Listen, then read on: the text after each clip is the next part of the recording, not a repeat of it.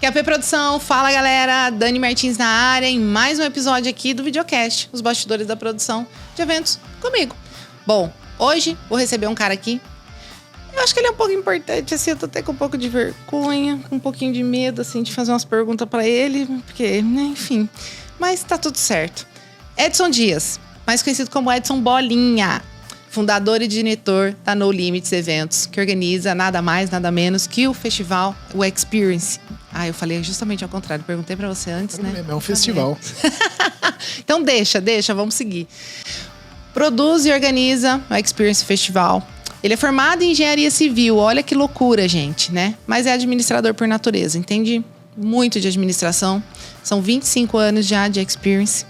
E apaixonado por Fórmula 1, desde a infância sofre quando tem evento em final de semana de grande prêmio, gente. Eu tô aqui com o Edson Bolinha.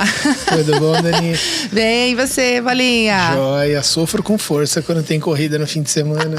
Mas de acompanhar mesmo e ficar ali vibrando tudo? Ah, eu gosto, sempre gostei. Desde que comecei a pegar o finalzinho ali do Nelson Piquet, começo do Ayrton Senna. Nossa.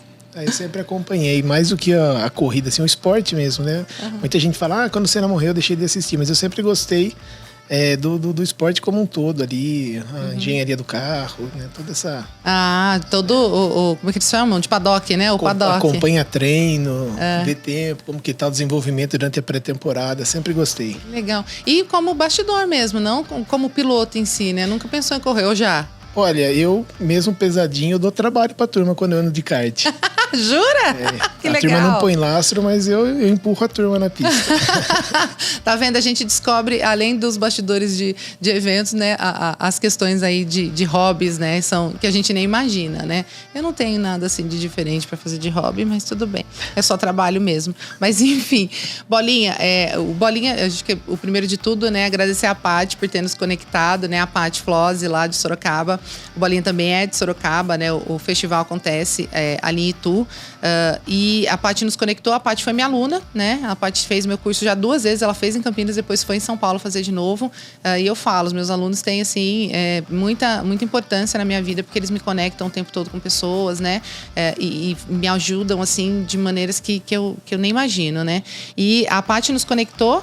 Aí a gente começou já a falar de um projeto, coisas que estão por vir. Mas hoje a gente quer saber o que o Bolinha faz, né? Como que tá ali, né? Que nem o que eu falo pra galera aqui.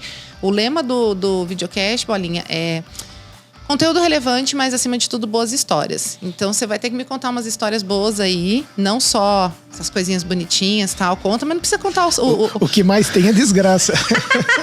Não precisa contar só o bonitinho, assim, só o bonitinho. Também não precisa falar quem que é o santo, tá? Só conta o milagre, mas não precisa contar quem que é o santo, né? Mas, enfim, a Paty acho que nos conectou, ela já te conhece há bastante tempo, né? E... A Paty entrou na nossa empresa, ela entrou na minha vida num problemaço, um evento que, assim, você quer falar de problema, né? Já vamos começar. Vamos. A Paty chegou trabalhando com a gente, não lembro exatamente quem indicou, mas a gente estava fazendo um evento que teve um problema grande com o alvará. Foi um pouquinho antes do acidente de Santa Maria, já tinha rolado o acidente de Jaguariúna, né? Então, esses são 2 acidentes importantes na parte de bombeiros. Uhum. E aí não saía o nosso alvará, teve um evento que abriu atrasado e não era eletrônico, a gente ajudava a fazer um outro estilo de evento. E teve um problema no começo, muita gente acabou não entrando no evento, então a gente precisou fazer um pós, devolvendo ingresso para quem teve problema e tentando entender o problema da pessoa ali e tal. E a Paty foi perfeita nessa função, assim, de fazer essa relação com o público. Foi muito legal. Ai, que legal. A Paty é sensacional e a gente vai Passou um mês ali, acho que uns 20 dias ali só. Foi uns 5 extintores de incêndio ali para conseguir apagar todos.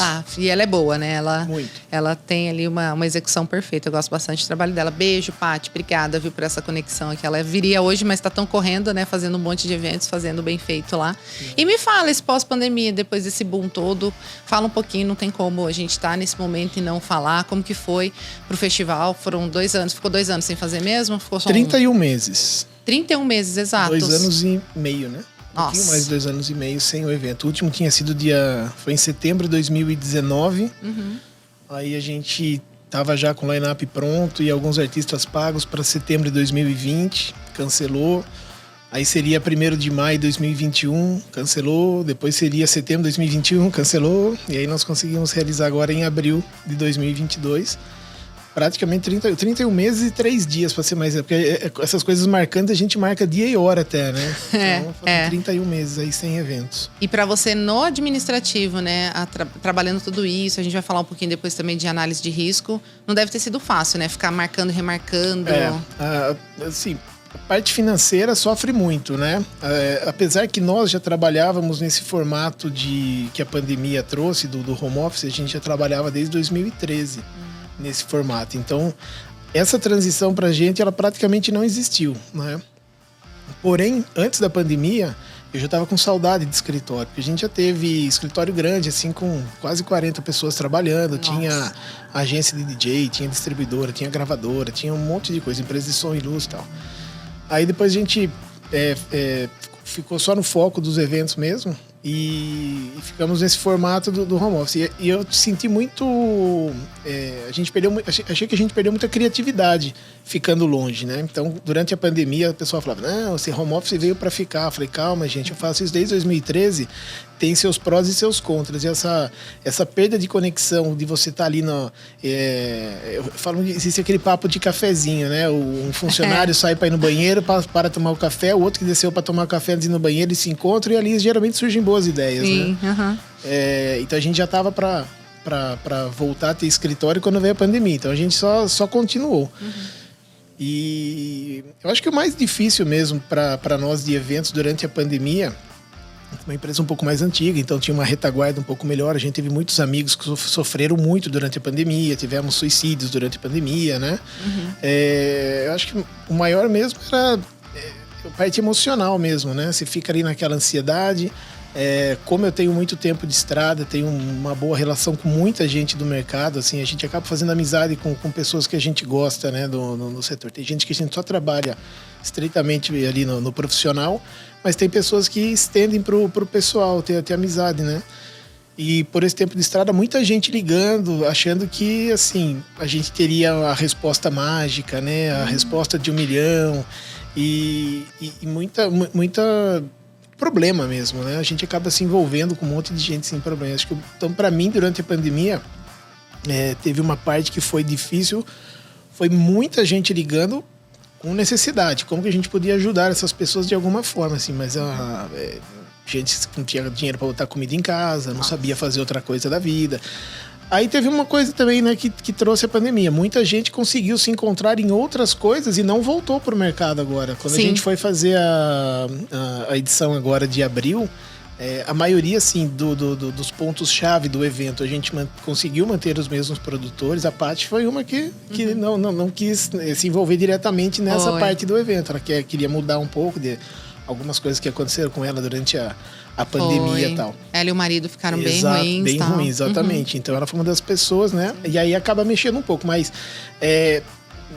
deles para baixo, os assistentes, assim, teve muita gente que se encontrou em outro setor e não voltou. Então a equipe estava um pouco defasada. E não voltou por medo, né? Porque não sabe o que vai acontecer, não tem mais a segurança naquilo. Então encontrou a segurança em outro setor e falou, vou ficar por aqui até ver se realmente, né, como é que vai ficar. Eu fico feliz, assim, por muita gente que estava com dificuldade, com necessidade, ter se encontrado, né? Sim. É ruim não ter essas pessoas para a gente contar, porque são pessoas que a gente gosta de trabalhar, já conhece o serviço, não precisa ficar treinando, mas que de alguma forma se encontrou. Achei, assim, fiquei feliz por quem conseguiu se encontrar e não passar um excesso de perrengue durante a pandemia. De colocar. E você falou desses adiamentos que tiveram, né, nos anos da pandemia. Era só da edição dali de Itu, ou tinha as outras? Porque você faz itinerante também, né? A gente tava com Rio de Janeiro era abril ou maio de 2020 e depois tinha Brasília em junho de 2020. Ambas estavam com vendas abertas. Quando bateu a pandemia e a gente percebeu que esses eventos... Rio de Janeiro estava começando a montar. Já tinha alguma coisinha paga, assim, era bem comecinho ainda, mas a gente, sim, toda a comunicação já tinha, 70% do custo de comunicação é bem antecipado, né? Já tinha alguma coisa de ligada ao local, alguma coisa de montagem já pago. Não tinha saído ainda a legislação que protegeu o setor ali durante a pandemia, que não precisaria devolver ingresso. Nós decidimos cancelar o evento, não postergar. Aliás, Brasília nós cancelamos de imediato e devolvemos 100% dos ingressos, assumimos o prejuízo. E Rio de Janeiro, a gente adiou o evento, mas dando a possibilidade de quem quisesse naquele momento restituição podia. Então, metade mais ou menos pegou de volta. Aí, depois, em 2021, a gente cancelou em definitivo. Quando viu que a pandemia ia continuar, a gente preferiu cancelar e colocamos à disposição a devolução dos restantes. Até hoje ainda tem gente que às vezes entra na rede social, a gente posta alguma coisa e a turma do século XXI é demais, né? Assim, às vezes tira a gente um pouco do sério ali e a gente tem que sair, tomar uma água e voltar para não responder o post na hora, né? Banda de picareta, não devolveu. Cara, 90% já pegou dinheiro de volta. Você que é um desavisado, que não é só agora que tá se ligando disso e vem assim, não consegue nem ter educação de mandar um direct ali pra perguntar. Já vai ofendendo a gente no meio do post. Não, né? Total. E assim, muito, muito no sense, né? Eu tive uma situação na primeira temporada que eu fiz do videocast, que eu fiz em um estúdio realmente um pouco mais escuro e eu tinha só algumas luzes assim de fundo, um LED, né? E era proposital isso, o estúdio era escuro e tal. E a pessoa falou assim, tudo ótimo, mas precisa melhorar a iluminação. Querido, tipo, esse era o propósito do negócio. Então, assim, o negócio tá perfeito, mas tem que achar alguma coisinha. Esse daí, se bobear, pegou o dinheiro de volta já e tá lá cutucando, quer dar um jeito de caçar um processo, alguma coisa. A gente sabe que tem os oportunistas de mercado e a gente já sofrendo com tudo. Ninguém quer adiar um evento, gente. Ninguém quer postergar uma data, você tá com aquilo tudo planejado. Ninguém quer desagradar o cliente. Não, e que nem você falou. A gente só existe por causa deles. Quem que quer desagradar o cliente? Não é. Eu comentei com você numa das conversas que a gente teve, que no curso que eu fiz lá no Rock in Rio, eu lembro que a responsável por tickets, né, ela falou, e eu nunca esqueci dessa frase, né, que quando você vende um ingresso, você assina um contrato com um fã. Então, isso é muito sério, gente. E são fãs do festival. E assim, a mesma coisa, são fãs lá do Rock in Rio. Então, é um peso muito grande. Independente da atração que tem, ele não colocou nem o line-up ainda, já tá vendendo ingresso. Ou não é, Bolinha? Então, assim, já se criou um conceito, uma marca, e não é uma empresa que começou ontem. Começou há 25 anos atrás, gente. Então, assim, já passou por tantos processos. Quando vem, então, as pessoas precisam ter um pouquinho mais de noção, né? Até um ponto que eu sempre deixo bem claro, assim, a No Limits começou, eu comecei a fazer eventos em 96. Não era sócio da Experience. A Experience eu comecei em junho. A Experience, acho que a primeira edição foi em novembro de 96. Eu e o Eric não éramos sócios. Aí a gente já fazia alguns eventos, criamos a No Limits Eventos.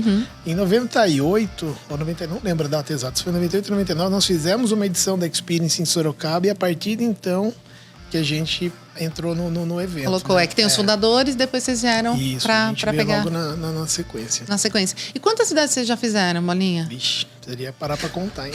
Jura? Olha, vamos Fez fora já? De capital. Fora do Brasil, não. Não? Tem vontade? Tem planos? Eu já tive muita vontade, depois essa vontade passou, depois já tive um pouco mais de vontade, assim, mas não é algo que, se fizer, legal. Né? Obviamente todo desafio é bacana, mas não é algo que falta para eu me completar profissionalmente. Não é um sonho. Aliás, em eventos eu já me considero realizado assim, com tudo que eu já fiz. Hoje o legal é tentar colocar coisa nova dentro do evento, fazer o evento se manter atual.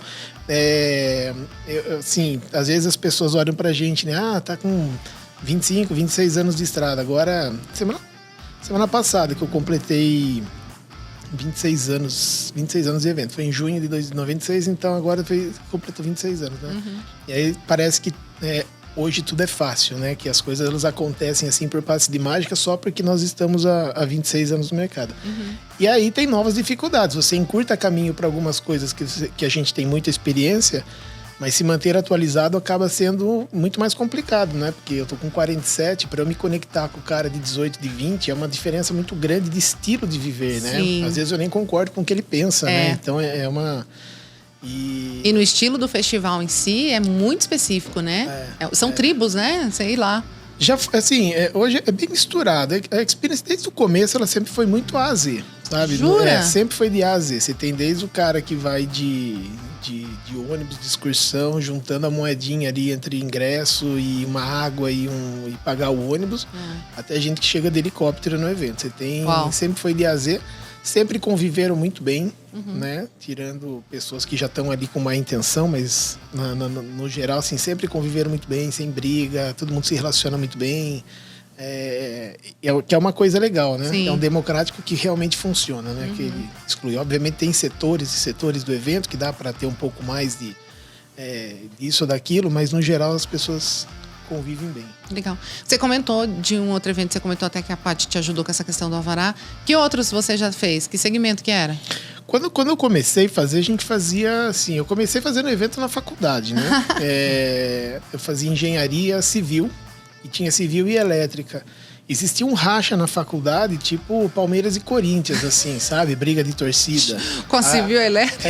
Sim, coisa mais idiota do mundo, né? Você que vive ali, tá todo mundo estudando no mesmo lugar e não tinha relacionamento e tal.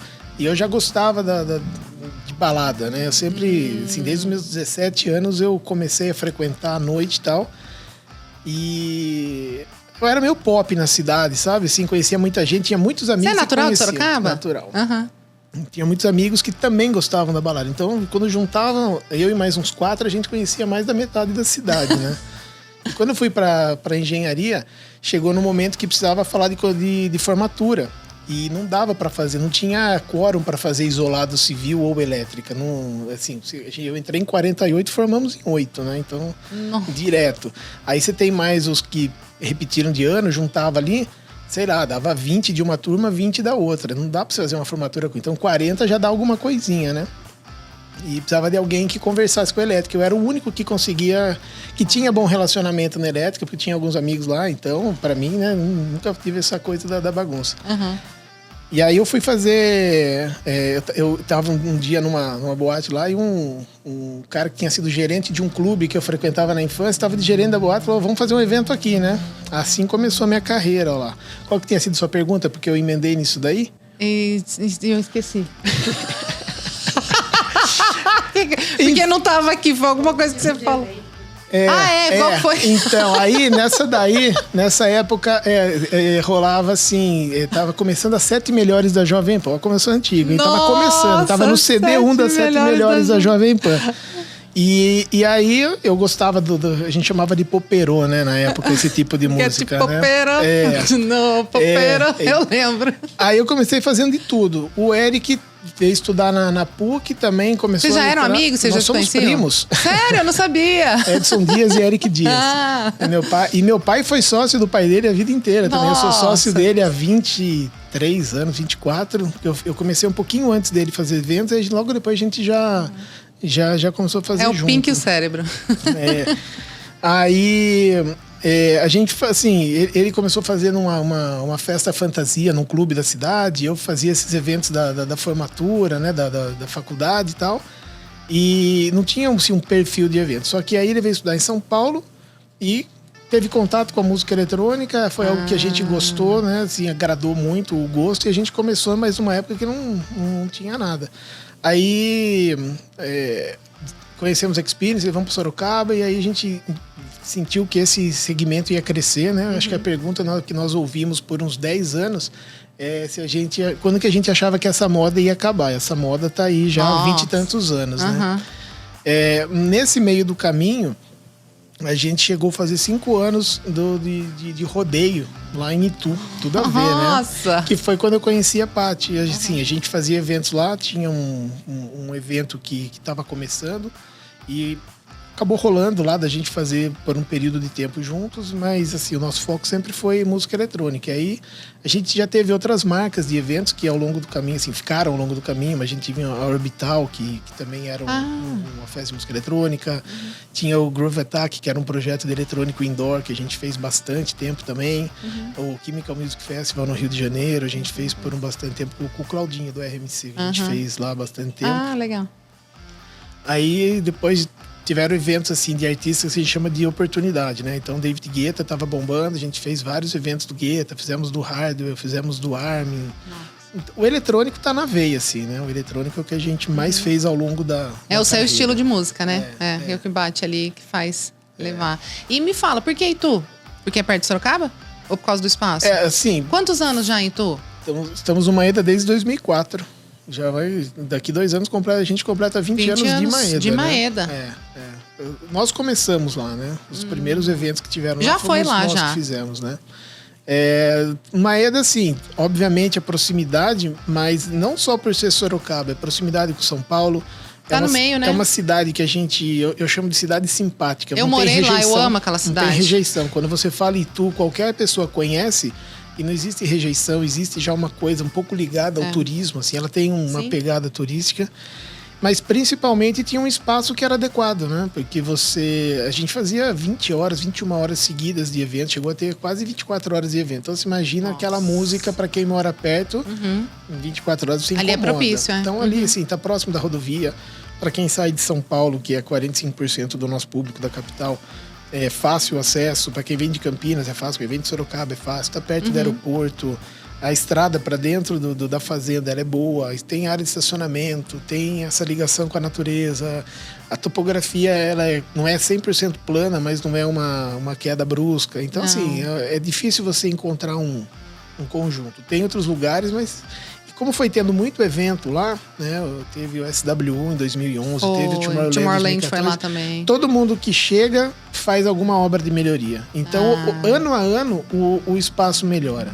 Né? Então, se você for começar num lugar novo, dá para começar? Sempre dá. A gente não sabe até quando pode Maeda, até quando eles vão querer fazer, ou se a prefeitura quer, ou se o público quer. Dá para começar do zero. Mas tem essa questão, né, de você ir investindo ano a ano. Então, cada ano que passa, tem alguma coisinha que melhorou. É mais um caminhão de pedra que foi jogado numa estrada. É mais uma captação de água que foi feita em algum canto. O acesso em si era de terra, agora tá asfaltado. Agora não, pelo menos quando eu fui, né? Antes não era. Uns 2, 3 anos que começou a ter esse... jogar a gente chama resto de asfalto, né? Você pega ali, o pessoal vai consertar a rodovia. Ficou muito bom o acesso ali. Ficou bom. E conseguiu colocar. E, Bolinha, a gente fala, né, tanto da questão da preocupação e tal, e como você falou, né, o cancelamento que foi feito em cima da hora do evento, né? Já estava com essa programação toda de comunicação anterior, você já estava no processo de montagem, e aí, assim, a gente fala de um processo de montagem, por exemplo, e você começa a montar um mês antes. Então tá aí a galera que, tipo, quer começar a fazer planejar o evento um mês antes. Lá eles começam a montar um mês antes. Não, um evento desse porte, assim, uma coisa que é importante é você tá começando com eventos. Você não vai começar com um evento desse porte. Você vai começar menor. Exatamente. Até porque se você começar com um evento desse porte, pode ser que você não chegue no fim dele. Né?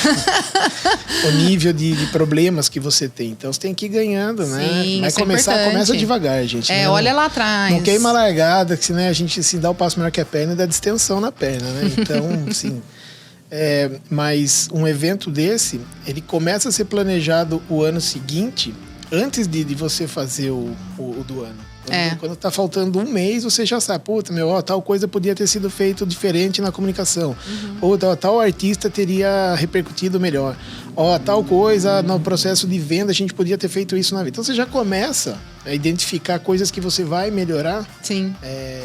Muito antes. É o projeto de longo prazo, né? Eu sempre brinco assim, que eu e o Eric, a gente também tem uma questão assim, ele cuida muito do hoje, eu cuido muito do amanhã. Então, isso é uma coisa que complementa, né? Sim. Você sempre tá com esse olhar para frente e acreditando que o seu evento vai ter longevidade, que você precisa melhorar aqueles pontos. Mas assim, você vai fazer um evento desse porte, é um ano de antecedência. No mínimo. Não dá para brincar de fazer um evento desse tamanho em 6 meses. Para você fazer um evento desse porte com um espaço tão curto de tempo, só se você tiver uma necessidade, sei lá, um patrocinador chegou e falou, vou derrubar aqui 2 carretas de dinheiro no seu escritório e você vai levantar esse circo em 6 meses. Aí você caiu e acordou. Porque aí você precisa, assim, você vai contratar artista com 6 meses? Caro. Você vai contratar, tudo vai sair mais caro. Ou o cara não tem data nessa retomada agora também com esse boom e já os finais de semana estão tudo tomado. Todos. E até quando eu te pedi o teu release, né, você falou que dentro das suas funções você trabalha com planejamento, análise de risco financeiro, jurídico, questões tributárias, e a gente destacou a questão da análise de risco, né? Fala um pouquinho mais sobre a galera, que eu achei fantástico, porque ninguém faz. Eu, por exemplo, não faço. Eu fiz análise de risco para vir para cá, Beth? Não, né? Então eu não faço. Olha, nem dormi de ontem para hoje. Eu acho que assim, tudo depende do que você vai fazer. Tem momentos da vida que se você fizer análise de risco, você não faz. Também. Tem horas que você não deve, assim, tem horas que você tem que enfiar de cabeça. Agora, você pode partir para um projeto sem análise de risco, indo assim a gente conta naquela conta de padaria, que você arranca a caneta de trás da orelha, pega o papel de embrulhar a bengalinha ali de pão ali e faz a conta. Quando se der errado, você vai se machucar pouco, vai ser um arranhãozinho, uma queimadurinha. Agora, dependendo do produto, do projeto que você faz sem análise de risco, pode ser uma fratura exposta, pode ser uma queimadura de 3º grau, né? Pode ser um infarto fulminante, Exato. né? Eu falo pra galera, a planilha aceita tudo. E mais um pouco. Exatamente. E aí, muita gente ainda cai nessa infelicidade de, vou fazer evento. Que a gente veio conversando no caminho, Beth. Dessa infelicidade de falar assim, vou montar um evento. Quantos ingressos eu preciso vender? De jeito nenhum. O evento não fecha a conta com venda de ingresso, mas nunca. Mas nunca. Você tem que ter ativação, você tem que ter patrocínio. A gente brinca, né? Mas não é uma brincadeira realista, que hoje você depende até do vidro e da lata que você recicla lá depois do evento, que também pode ser recurso. Você pode doar para uma ONG, como você pode vender o material e fazer dinheiro daquilo, mas fechar a conta de um evento é o conjunto. E que gera toneladas, né? Assim, resíduo, essas coisas e tal. E movimenta muito. Eu acho que eu lembro de uma conversa que a gente teve também, que você falou do preconceito, ou do pré-conceito, né? Que as pessoas tinham quando falava, rave? Você vai fazer uma rave aqui? E não sei o que, o preconceito que tinha. E aí você chegava com o argumento de que vou movimentar a economia de tudo aqui, né? No Brasil, isso daí é um problema de Brasil, né? Quando a gente olha que o PIB do setor de turismo o PIB do turismo é 4,5% do PIB nacional, eu acho uma vergonha. Eu acho muito pouco quando você vê um país que tem 8 milhões, 500 não sei quantos mil quilômetros quadrados, da época de geografia da 5ª série, né? A Memória me fez boa, decorar quantos quilômetros quadrados tinha o Brasil. 8 mil não sei quantos metros de extensão, quilômetros de extensão de costa. Essa aula eu faltei. Mas assim, quando você pega o tamanho do Brasil, 200 e não sei quantos milhões de habitantes, o excesso de recurso natural, só de costas que a gente tem aqui, né? Você tem países da Europa que tem uma costa minúscula e você pega o faturamento que eles têm de turismo no litoral, é absurdo, né? E você vê só 4,5% do PIB, eu acho vergonhoso. Muito. Assim, a gente precisava ocupar pelo menos, aí tá brigando ali pro 2º lugar ali com, sei lá, 12%, 3 vezes mais do que fatura hoje. Você pega, acho que Brasil, se não me engano, antes da pandemia, teve quase 6 milhões de turistas, né? Aí eu lembro que eu fui num evento que estava falando sobre Orlando como cidade, né? Como região de turismo nos Estados Unidos.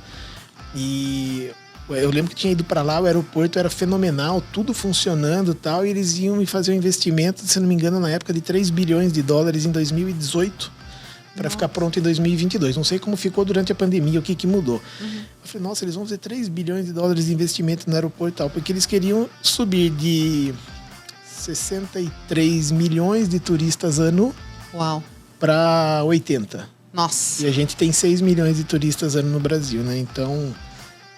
É muito pouco. Muito pouco. E nós, eventos, estamos debaixo desse guarda-chuva, né? Então é muito pouco também. Também tá sempre envolvido ali. E fala do case da loja, da Store. Isso aí foi A gente chamava de lojinha até um tempo atrás. Falei, gente, vamos parar de chamar de lojinha, porque ela ficou grande, né? Se quiser chamar de mallzinho, beleza, mas de lojinha não, né? Boa. Ela começou lojinha, realmente. Aí Tipo eu, assim, ó, até fazendo merchan aqui, ó, caneca, não sei o quê. Esse aqui é só pra quem vem, tá, gente? Isso aqui não tem pra vender, não. Precisa fazer eventos. Que nem o meu amigo fala, tem que carregar muita caixa de som atrás de mim pra ganhar uma dessa. Precisa parar de reclamar na internet e ir lá botar a mão na massa lá. Parar de ser chato do Instagram e ir lá botar a mão na massa lá. Carregar a caixa e enrolar cabo. Nossa, esse line-up não tá bom. Faz um festival e contrata quem você quiser. E põe o line-up que você quiser. O palco de fulano tá pequeno. Faz seu festival, faz um palcão pra ele, né? Boa. Que tem de chato de plantão, né? Jesus o backstage amado, da comunicação da Experience tá aqui, fica quietinho ali escondido, só observando. Aí quando você tiver aí uns 5 mil chatos no currículo reclamando do nada, aí você já consegue vir sentar nessa cadeira aqui. E ganhar uma caneca. Ganhar uma caneca. Mas a loja, eu falo, a minha lojinha, né? Eu também tinha esse termo. E a menina que faz os produtos pra mim, ela falou, Dani, para de falar lojinha. Falou, pode parar, é loja. Fica pejorativo, Exato, né? Ela falou, para. Ela falou, eu trabalho com isso há tantos anos. Ela falou, para com isso. E eu sei como é difícil, mas pra vocês foi um bom. Que ano que começou? A Paty também que... Eu não lembro se a Paty começou na loja ou a loja começou um pouquinho antes, mas ela era uma tenda, sei lá, 1 ou 2 tendas 5x5, assim, safada, feia, suja. Tipo um ombrelone ficava mais bonito. Ela era safadinha e os produtos eram safadinhos também, sabe? Assim, gente não tinha noção. Então, hoje tá tudo mais fácil também, né? Se quer identificar um bom fornecedor hoje é muito mais fácil que há 10 anos atrás, muito apesar de há 10 anos atrás já ter o tio Google e tudo mais. Sim. Mas, assim, hoje é muito mais fácil você identificar coisas de qualidade e descobrir quem fabrica, quanto custa, que prazo e tal. Naquela época, a gente acabava, sem querer, caindo muito em fabricante de brinde. Que a qualidade é um pouco mais baixa, assim, tem de qualidade, mas normalmente são coisas assim mais... É brinde mesmo, né? Menos qualidade. E ela começou desse jeito, minha esposa, né? Sempre bateu muito na tecla, não, vamos fazer, né? Ela já acreditava nisso, a gente montou ali. E aí você vai aprendendo com ela, né? E o público, quando tá na experiência do evento, ele quer aquilo, né? A gente percebia que a internet tinha uma força muito menor de venda do que ali no evento, no calor do negócio. Mas no começo, assim, chegava lá, não aceita pagar aqui, você tem que voltar não sei aonde para comprar. Daí o cara não voltava, né? A gente descobria que tinha que conseguir cobrar ali. Ou se tinha pouco atendente e muita fila, o cara desistia da fila. Sim. Se não tinha fila nenhuma, não era atrativo, o cara nem ia pra lá. Você vai aprendendo. E assim ela foi crescendo. Ela saiu de uma tenda de 5x5, foi para 2, foi para 3. Hoje ela tá em 2 10x10, tem 200 metros quadrados. E é linda. Tem investimento. Esse ano ela foi toda de madeira, ficou super legal. A qualidade do produto que vende também, hoje assim, é um produto que você sai de casa tranquilo. Dá pra quero ir no evento com um moletom. Eu vou curtir um rolê com essa daqui. Virou uma marca mesmo. A pessoa ostenta, não é um brinde. E o perfil do público também mudou. Esse público de hoje, esse pessoal de 18 a 25 hoje, ele tem um perfil de consumo disso muito forte. Ele dirige menos, ele não tem carro, ele vai de Uber, ele vai de van, ele vai de ônibus pro evento.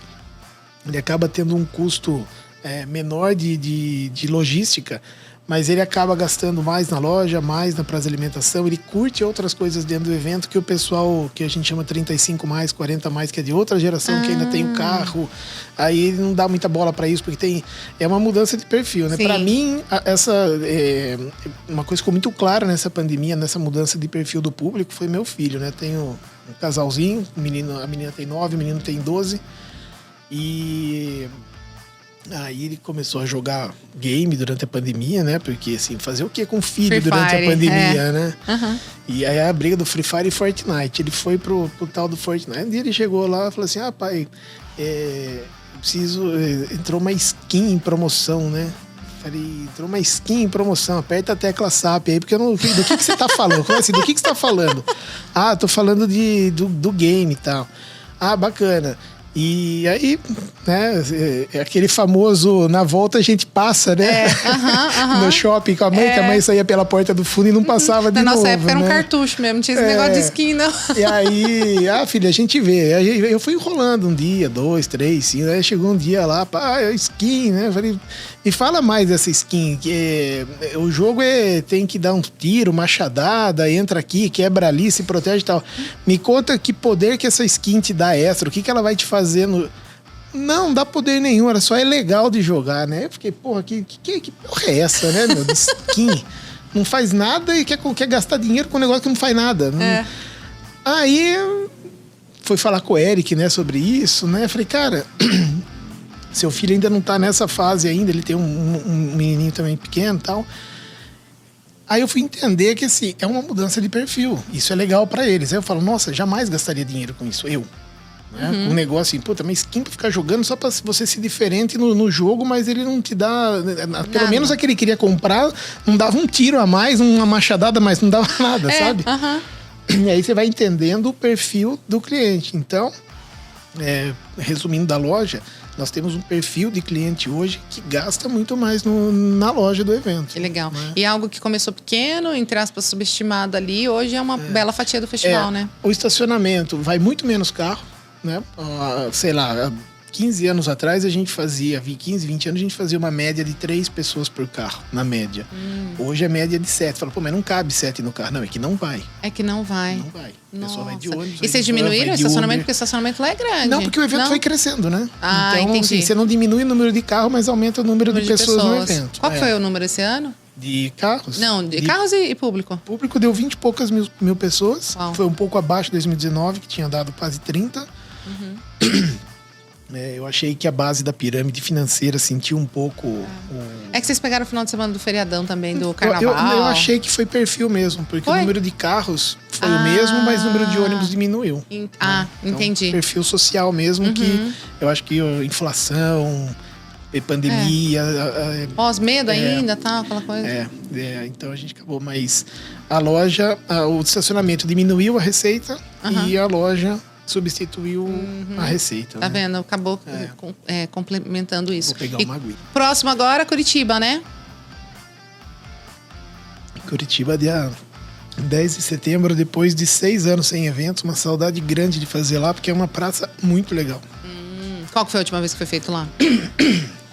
A gente fez em 2016. E a gente teve que mudar de local meio... na reta final, a gente foi fazer lá em Tijucas, que é próximo de Curitiba. Caiu no mesmo final de semana que teve o primeiro UFC no Brasil, lá em Curitiba, que o Anderson Silva lutou. Foi tudo junto lá. Mas o evento foi lindo, legal pra caramba. A gente tava, até essa semana retrasada, a gente tava pegando material para colocar na campanha desse ano, assim... Os vídeos do palco principal, a tomada aérea do lugar, maravilhoso. Nossa, bem bacana.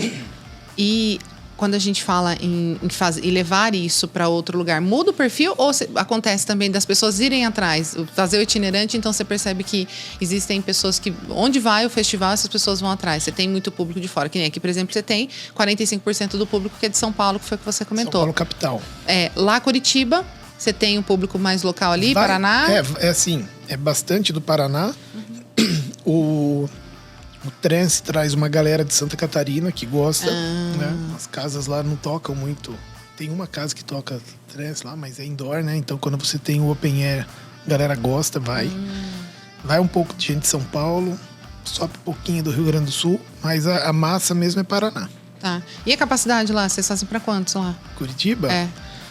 Sabe que evento open air é coração de mãe, né? Você só vai esticando as grades mais pro lado, assim, né? Joga o bar mais 5 pra trás, aqui 5 ali. E a mãe dos festivais pode, né? Pra quem não sabe, a Experience é conhecida, né? Como a mãe dos festivais. Isso saiu... acho que... A gente fez quando completou 20 anos, nós fizemos um vídeo, né? Dos 20 anos. E eu acho que é o Dinox, se eu não me engano, que fala The Mother of Brazilian Raves, né? Exato. E aí tem esse documentário no YouTube, eu já assisti, é muito legal. É bem legal. Vou deixar o link aqui na descrição para vocês assistirem também, que é bem bacana, conta bastante a história do festival. A parte que a gente chora na gravação, eles cortaram. Que chora, né? Mas mostra desde o início. Eu até comentei com você que eu achei super engraçado, que mostra assim, o pessoal fazendo as aéreas com grua, né? Hoje é drone, né? Grua, helicóptero. Não, e pra tomar uma fotozinha aérea, uma foto custava 5 pau uma foto, né? De helicóptero, né? Pra fazer assim, pra pegar. E hoje tem drone, enfim, a galera que aí é dessa geração, sei lá que geração que tá hoje em dia, mas esse pessoal mais jovem e tal, de ver a dificuldade que tinha, mesmo assim o festival aconteceu e chegou onde chegou. Então, eu sempre falo isso, não compare o seu capítulo 1 com o capítulo 20 de ninguém.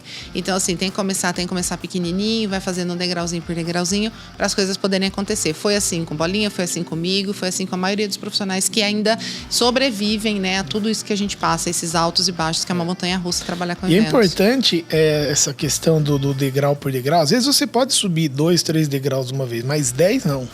Não é por quê? Porque o Eric, ele tem uma frase famosa, né, entre nós ali, eventos vêm de eventualidade, né, e as coisas podem ocorrer, e elas acontecem, gente. Sim.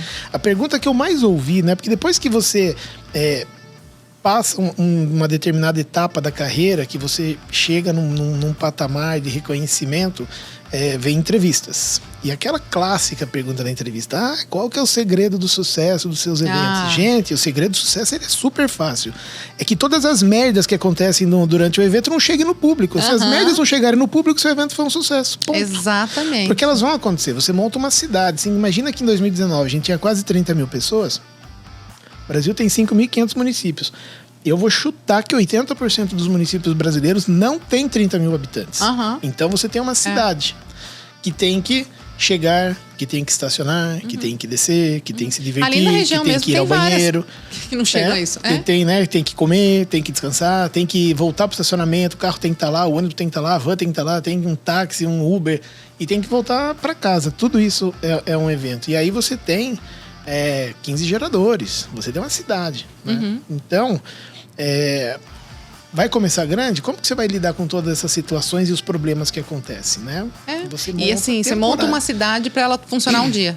17 horas, para ser mais exato. Exato, né? Não chega nem às 24 horas. Exatamente. Ele chega ali para durar horas. Aí, o que acontece? Durante a sua trajetória, você vai aprendendo a resolver os problemas. Então, ele tem que ser do tamanho que você está apto a resolver.